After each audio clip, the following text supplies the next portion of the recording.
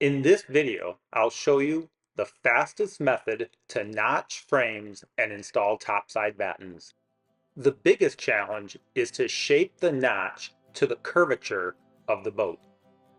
If the frames remain square, the battens will touch the frame at the front of the boat as it curves in, leaving a gap at the back side of the frame.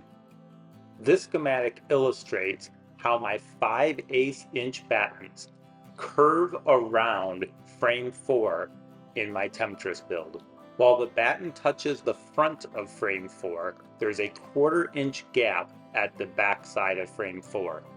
Therefore, if I want to cut a notch that is 3/8 inches deep, I need to actually set my saw depth equal to 1 1/4 inches. Then, when I run my circular saw across the batten, I end up with a 3/8 inch deep notch on the back of the frame and a 5/8 inch deep notch on the front of the frame. Now here we are in frame 4, and if you put the ruler parallel to the batten, you see that there's 1 2/8, which is a 1/4 inch gap in the back, and it's touching the front.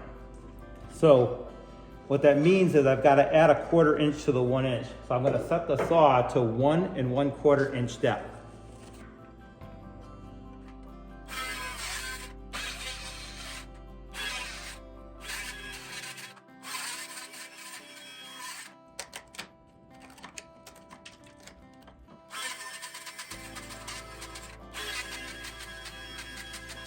And it fits really well, and it is beveled.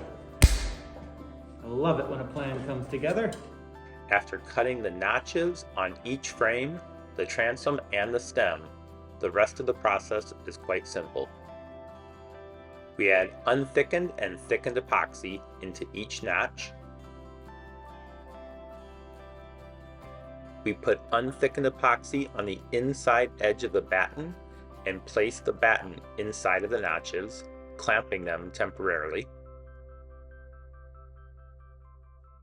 And then secure the battens to each frame using silicone bronze screws.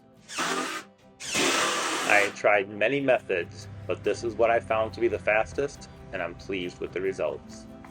Till next time, cheers.